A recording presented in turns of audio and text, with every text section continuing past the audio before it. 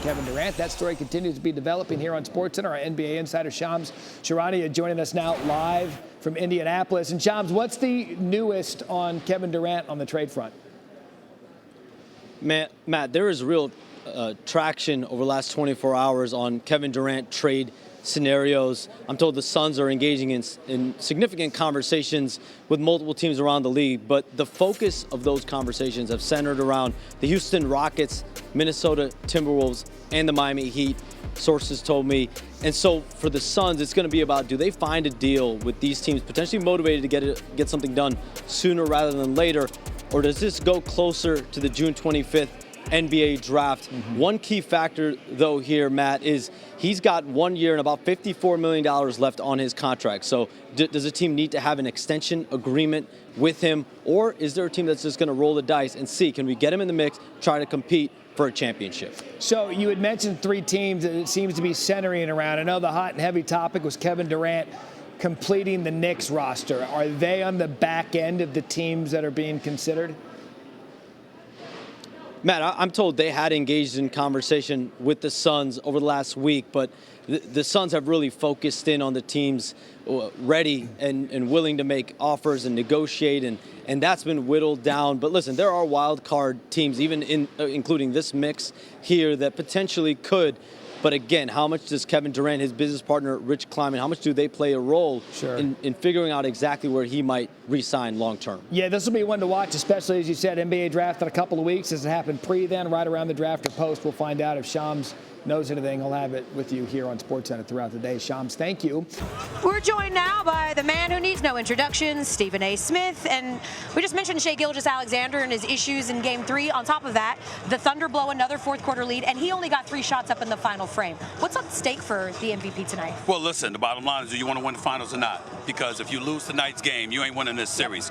There's nothing that we've seen from the Indiana Pacers that tells us they're going to lose 3 straight to the Oklahoma City Thunder. They've got more bench production. Their bench outscored OKC's bench 49-18 in Game 3. They've got more production from their bench in Games 1 and 3, which are their 2 victories. In the fourth quarter of those games, OKC shooting a combined 0 for 9 from three-point range. Meanwhile, Indiana shooting 60% from three-point range in their 2 wins. You got to look at things from that standpoint and understand that as important as SGA is, he's the reigning league MVP, came into Game 3 averaging 36. He needs some help because Rick Carlisle, a Hall of Fame caliber coach, a champion as a coach already, they are pushing the ball up the court after makes. This is what they're doing. They're saying, we're going to wear you down. It's a 48-minute matchup. You got to show up, and if we tire him out, somebody else has to step up and produce. They have the capabilities, but who can they trust? Who can they rely upon? 1 minute it's Wiggins, 1 minute it's Caruso. It's supposed to be Jalen Williams. It's supposed to be Chet Holmgren.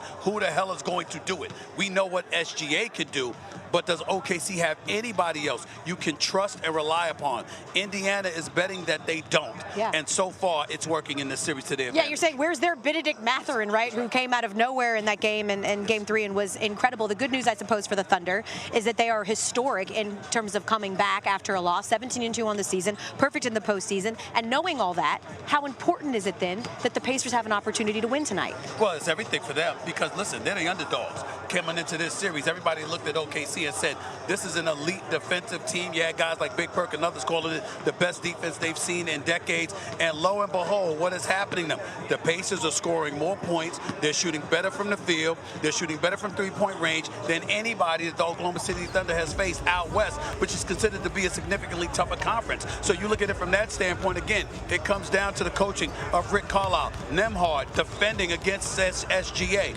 holding him to 35% shooting when he's defending him. They've got 7 different guys averaging in double figures. This is what we're talking about when we're looking at the Indiana Pacers. So they're going to win by committee. They know that they're not elite defensively, but they can do enough against an offense they deem suspect as the game wanes. And then offensively, they don't believe they can be stopped because there's always somebody else to step up and get something done for you. They're playing with a boatload of confidence, and it's up to OKC to snatch it right back from them. Yeah, they also know that if they can keep it close in the end, they've got a better than good chance of winning. They're 10-1 this postseason when the game's been decided by single digits. I want to switch to some more news that we just heard from earlier on the show in Shams, which is that the Kevin Durant sweepstakes seems to be down to 3 teams, which is the Heat, the Rockets, and the Timberwolves. What do you make of those 3 three teams that are sort of left in this race, if you will? Well, I think the team that desperately needs him more than any of them is the Miami Heat. They really don't have anything. They need a star. They need somebody that's a #1 option on the offensive side of the ball, bona fide #1 option in South Beach. That's what they need, and that's what Kevin Durant is. Bam Adebayo, Tyler Hero, obviously the exceptional coaching of an Eric Spoelstra, another Hall of Fame caliber coach. They've got a lot of pieces, but they don't have that bona fide, that dude that you can rely upon that can deliver the goods on a night in, night out basis offensively. So they desperately need that, okay?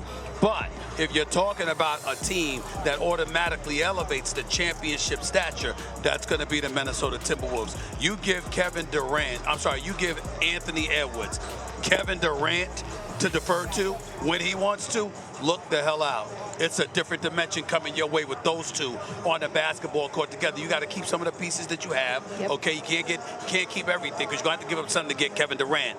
But assuming you have other important components in place, and offensively, it's KD and Ant-Man to rely upon. I'm sorry, ladies and gentlemen, that's a championship caliber duo right there. Absolutely, and maybe an opportunity for the almost 37-year-old to get another one before he eventually calls it a day. We're going to let you call it a day for now, but of course you'll get much more of Stephen A. Smith NBA Countdown, which is on right after us. Thank you, Stephen A. Thank you.